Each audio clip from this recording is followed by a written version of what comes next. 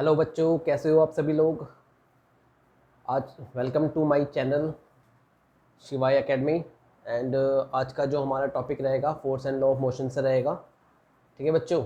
और आज हम पढ़ेंगे कौन सा टॉपिक, कंजर्वेशन ऑफ मोमेंटम। ठीक है, आज हम पढ़ेंगे किसके बारे में, कंजर्वेशन ऑफ मोमेंटम के बारे में। ठीक है, उससे पहले मैं आपको ना दो चीज़ बताना चाहता हूँ। ठीक है, जो आपकी लाइफ में बहुत ज़्यादा इम्पोर्टेंस रहेगी उसकी। ठीक है, जो दो वर्ड्स होते हैं हमारे, एक फर्स्ट वर्ड है हमारा पेशेंस। पेशेंस बहुत ज़रूरी होता है लाइफ में। ठीक है, अगर ये आप अभी बहुत छोटे छोटे बच्चे हो, ठीक है, तो आप इसका मतलब अगर आप जितनी जल्दी समझ जाओ उतना आप लोगों के लिए बहुत अच्छा रहेगा। ठीक है, पेशेंस का मतलब होता है धैर्य रखना। ठीक है, अब हमें आजकल क्या है, बच्चों को बहुत जल्दी होती है। ठीक है, जैसे मैं ये वीडियो बना रहा हूँ आप लोगों के लिए, क्लियर। तो इसमें क्या है, आप क्या करोगे, 1 मिनट देखा, 2 मिनट देखा, ठीक है, आपको लगता है कि मतलब लैक ऑफ पेशेंस। ठीक है, अगर आपके अंदर जोश है, ठीक है, अगर आपको कुछ करना है लाइफ में, तो आपको अपनी लाइफ में पेशेंस रखना पड़ेगा, धैर्य रखना पड़ेगा। ठीक है, जैसे आप, मैं ये वीडियो बना रहा हूँ तो आप 1 मिनट देखोगे, 2 मिनट देखोगे, उसके बाद आप सोचोगे बहुत हो गया। नहीं है, कुछ एक नोटिफिकेशन आई, उसमें क्लिक करा, कहीं और चले गए। ठीक है, तो अगर आपको कुछ लाइफ में करना है, कुछ आगे का आपका बेसिक बनाना है आपको, तो आपको धैर्य रखना बहुत ज़रूरी है। जैसे आप इस वीडियो को देख रहे हो तो पूरा देखिए। ठीक है, पूरा देखना है इस वीडियो को, तभी आपको ये कंसेप्ट क्लियर होगा। आपको कहीं और जाने की कोई ज़रूरत नहीं है अब। ठीक है, क्यों नहीं ज़रूरत है, क्योंकि अगर आपने यहाँ धैर्य रखा और आपने इस कंसेप्ट को पढ़ा पूरा इस वीडियो में, तो आपको पूरा क्लियर हो जाएगा। ठीक है, सेकंड है आपका वर्ड कंसिस्टेंसी। कंसिस्टेंसी का मतलब होता है निरंतर प्रयास करना। ठीक है, लगे रहना, अपने काम में लगे रहना, जोश और जुनून के साथ। ठीक है, जब तक आपके अंदर जोश नहीं होगा तब तक आप नहीं कर पाओगे। ठीक है, ऐसा नहीं है आपको 1 दिन काम किया, 2 दिन काम किया, 2 दिन वीडियो देखी, 3 दिन वीडियो देखी, 3 दिन पढ़ाई करी अच्छे से, फिर उसके बाद फिर छोड़ दी। ठीक है, आपको पूरे साल लगा रहना होगा। ठीक है, ऐसा नहीं है पूरे दिन ही आपको पढ़ाई करनी है। मैं ये नहीं बोल रहा हूँ, मैं ये बोल रहा हूँ कि जब भी आप पढ़ाई करो तो पूरा फोकस होना बहुत ज़रूरी है उस पर। ठीक है, अगर आपका फोकस नहीं है तो आप अच्छे अच्छे लेवल पे नहीं पहुंच पाओगे। जैसे किसी का काम है, जैसे आप किसी को पहुंचना है, आईआईटी क्लियर करना है, किसी को नीट क्लियर करना है, ठीक है, किसी को यूपीएससी का एग्ज़ाम निकालना है, ठीक है, किसी को ऑफिसर बनना है, ठीक है, अच्छी पोस्ट पे जाना है, तो उसके लिए ये दो चीज़ें आप अभी से अपने दिमाग में डाल लीजिए।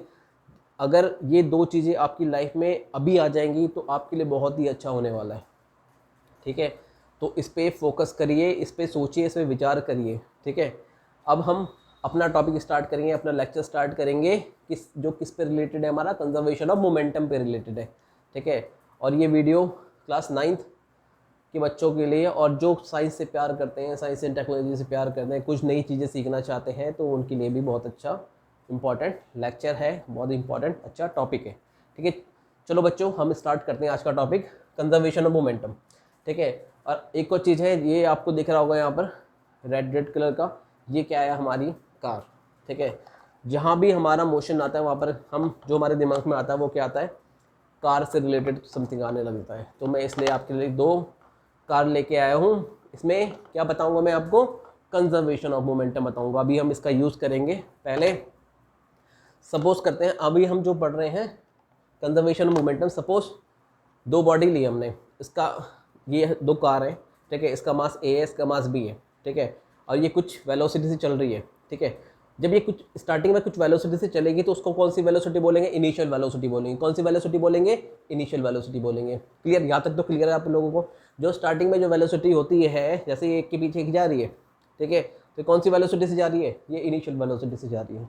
क्लियर, अब बात आती है कि अगर जो रेड वाली कार है, जो मास ए है आपका, सपोज करो ये मास ए है, इसकी वेलोसिटी ज़्यादा होगी, इसके पीछे जाएगी तो उसका टक्कर मारेगी, कुछ टाइम बाद मारेगी।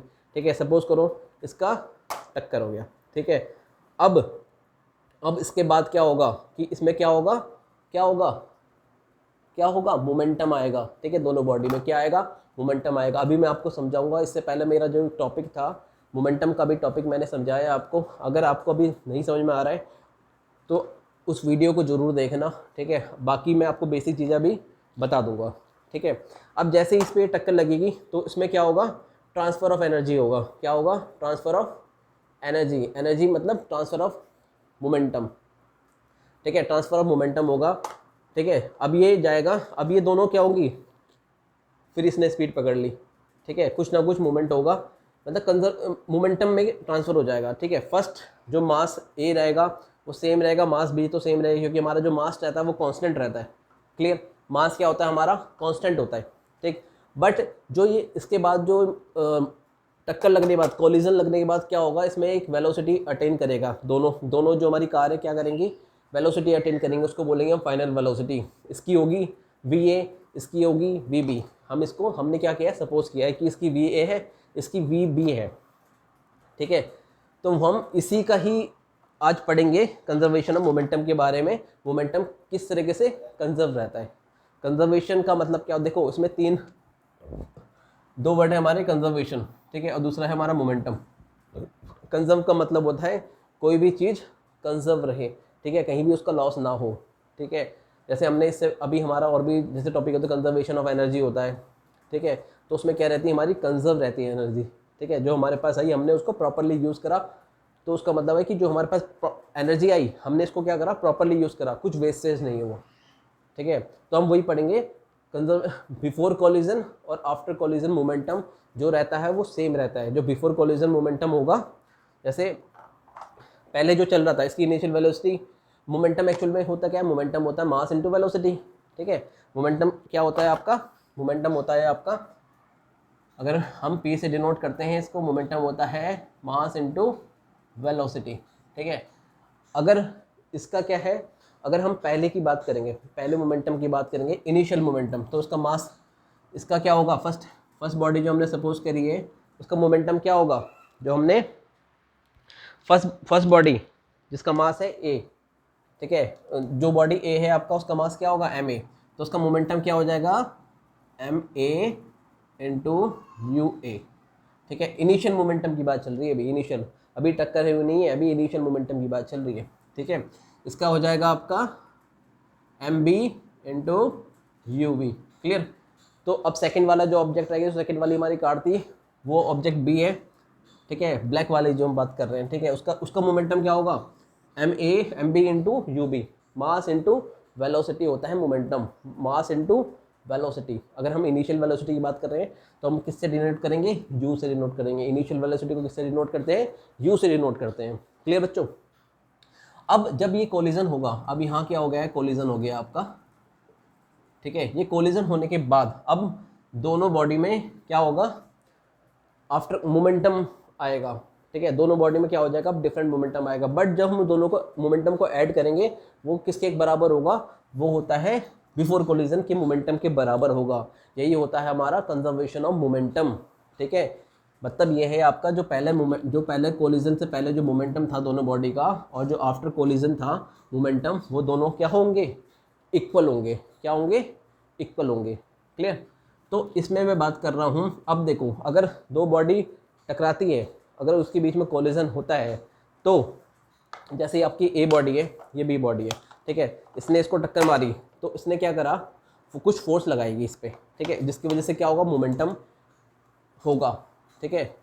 अगर ये इस पर फोर्स लगाएगी तो क्या होगा, फोर्स हमने कैसे डिनोट किया है इसको, F A by B. Body जो ये फर्स्ट बॉडी है हमारी, ठीक है, उसने क्या करा, इस बॉडी पे फोर्स लगाया, बी वाली बॉडी पे फोर्स लगाया, तो हम कैसे डिनोट करेंगे इसको, F A by B, force exerted by A on body B. इसने इस पर फोर्स लगाई, ठीक है, इसकी वेलोसिटी क्या है, यू ए, क्या हम क्या लेंगे कि यू ए क्या होगी, ज़्यादा होगी, तभी इस पर टक्कर मारेगी, पीछे से टक्कर मारेगी, तो कौन सा फोर्स लगाएगी, एफ ए बी। कौन सा फोर्स लगाएगी, एफ ए बी।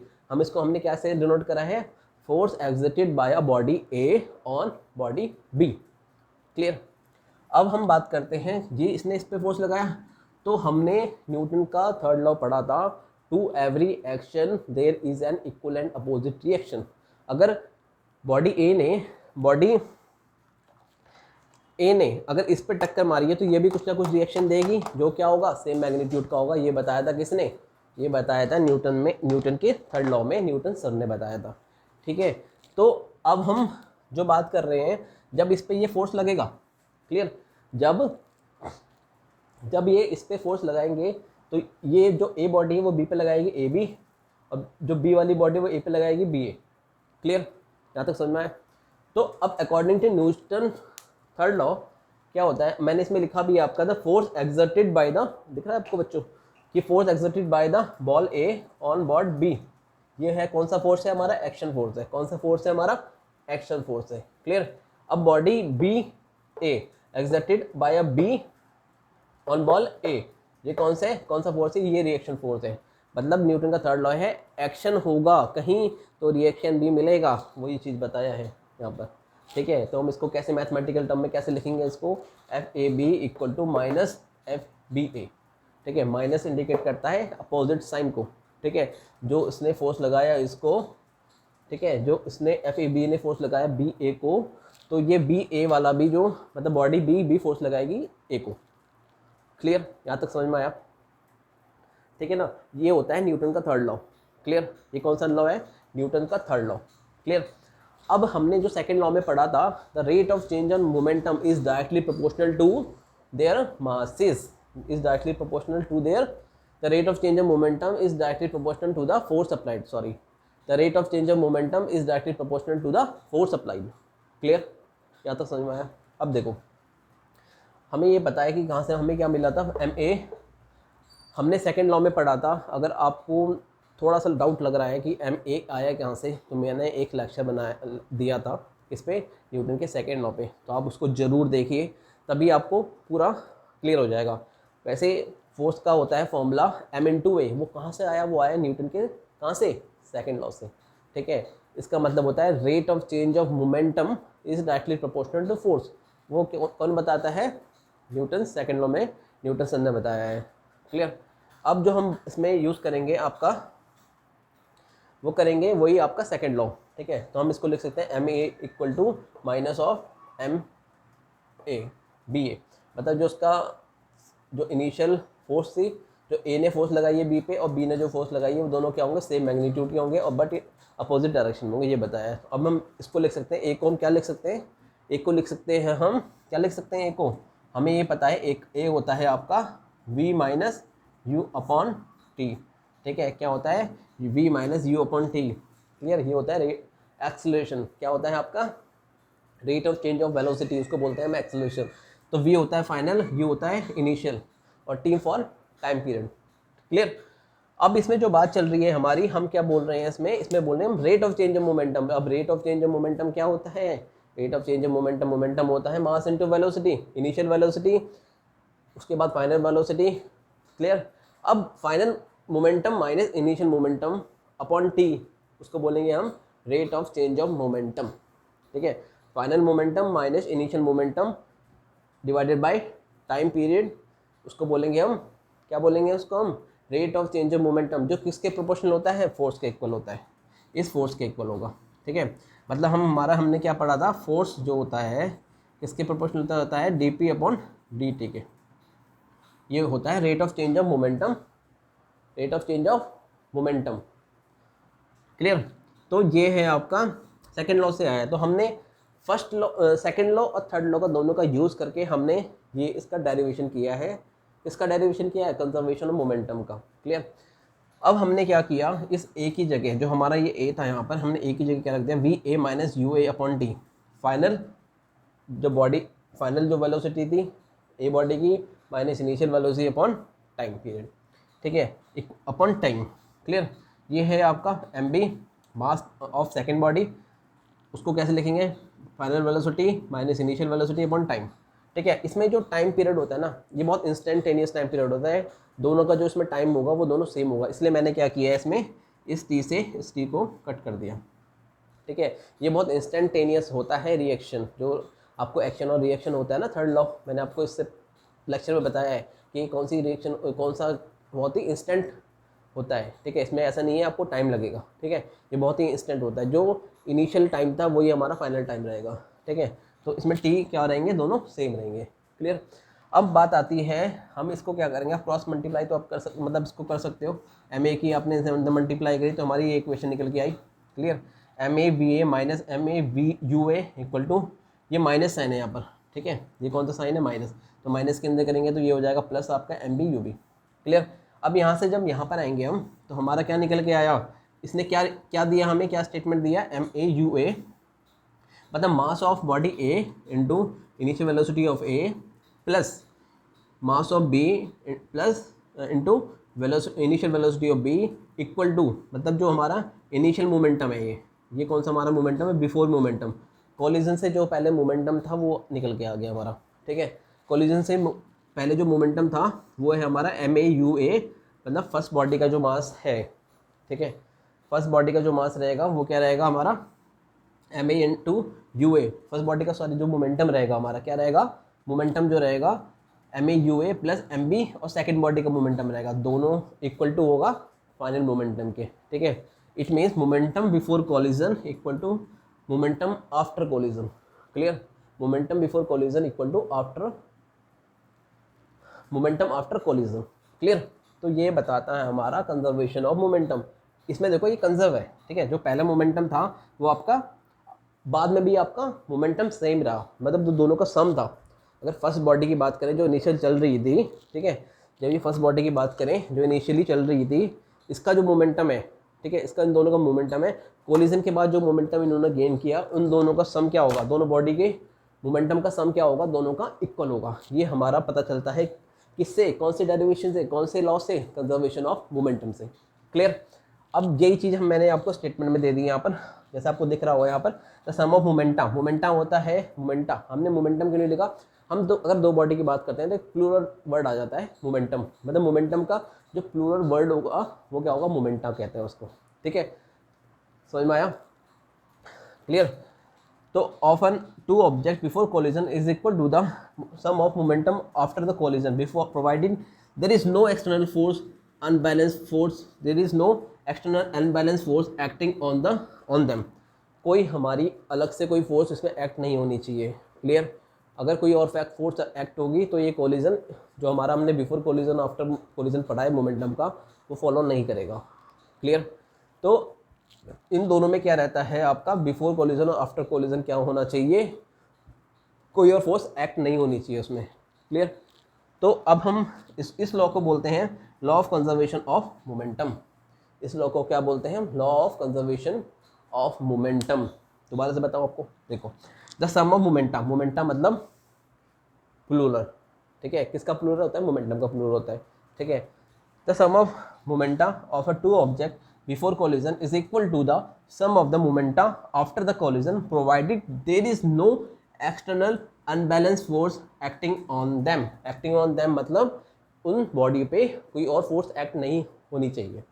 ठीक है, तभी क्या रहेगा उसका मोमेंटम, तो बिफोर कोलिजन और आफ्टर कोलिजन क्या रहेगा, इक्वल रहेगा। तो ये बताता है हमारा law of conservation of momentum. क्या बताता है, law of conservation of momentum बताता है। ये किसका एप्लीकेशन है, ये है हमारा एप्लीकेशन न्यूटन्स का थर्ड लॉ। इसमें हमारे दो लॉ का यूज़ करा है हमने। ठीक है, इसको इस डेरिवेशन को सॉल्व करने में न्यूटन का थर्ड लॉ और न्यूटन का सेकेंड लॉ। क्लियर बच्चों, ठीक है, तो ये है हमारा आज का topic conservation of momentum. Clear, आशा करता हूँ आप सभी लोगों को ये सारी चीज़ें समझ में आई होंगी। ठीक है, जैसे मैंने आपको पहले बताया था वीडियो में, तो अब मुझे ऐसा लगता है कि आपको कोई डाउट नहीं होना चाहिए इसमें। क्लियर, तो इसलिए मैं आपसे कहता हूँ वीडियो का आप पूरा देखिए। जब तक आप वीडियो को पूरा नहीं देखोगे तब तक आपको उस कंटेंट का पता नहीं चलेगा कि क्या कंटेंट बता रहा है। ठीक है, तो मेरी और भी वीडियो हैं उसको भी आप देखिए। अगर आपको कुछ नहीं समझ में आया, जैसे आपको मोमेंटम नहीं समझ में आया, तो मैंने इससे पहले भी वीडियो बनाई है, तो आप उसको पूरा देखिए। क्लियर, तभी आपको चीज़ें क्लियर होंगी, तभी आपका बेस बनेगा, तभी आप आगे के लिए प्रिपेयर हो पाओगे। ठीक है, अब जैसे आप 10th में आओगे, 11th में आओगे, 12th में आओगे, IIT करोगे, नीट करोगे, तो उसके लिए बहुत ज़्यादा बेस बनाना बहुत ज़्यादा इंपॉर्टेंट है। मैं इसलिए बोल रहा हूँ, आपसे 2 वर्ड पे बात करी थी मैंने पहले, पेशेंस और आपका कंसिस्टेंसी। ये दोनों चीज़ें होना बहुत ज़रूरी हैं अगर आपको लाइफ में कुछ करना है। तो ये जोश बना ही रखो अपने अंदर। ठीक है, तो इसके लिए जोश तभी बनेगा जब आप कंटिन्यू होंगे। ठीक है, अगर आप कंटिन्यू नहीं हो तो ये काम नहीं करने वाला। ठीक है, तो पेशेंस, धैर्य रखिए, धीरे धीरे लगे रहिए, कंसिस्टेंसी बनाए रखिए। ठीक है, वीडियो को पूरा देखिए तब। ठीक है, और अगर आपने ये वीडियो देख लेना, मुझे नहीं लगता आपको कहीं और जाने की ज़रूरत पड़ेगी। ठीक है, आपको यहीं क्लियर हो जाएगा सारी चीज़ें। क्लियर? अगर आपको यहाँ ऐसा लगता है कि आपको ये फॉर्मूला समझ नहीं आया, ये समझ नहीं आया, तो आप वीडियो देखिए इससे पहले वाली मेरी। क्लियर बच्चों? ठीक है, तो आज के लिए बस इतना ही था। ठीक है, और हम जल्दी से अभी जो आज का ये हमारा इस चैप्टर का लास्ट टॉपिक था, अभी हम इसके कुछ न्यूमेरिकल्स भी करेंगे इसकी बेसिस पे, एनसीईआरटी की प्रॉब्लम्स लेंगे। ठीक है, जो हमारा नेक्स्ट लेक्चर रहेगा वो एनसीईआरटी की प्रॉब्लम बेसिस पे रहेगा। ठीक है, तो आप कंटिन्यू पेशेंस और कंसिस्टेंसी बनाए रखिए। ठीक है बच्चों, धन्यवाद, और ऐसे ही देखते रहिए। थैंक यू बच्चों।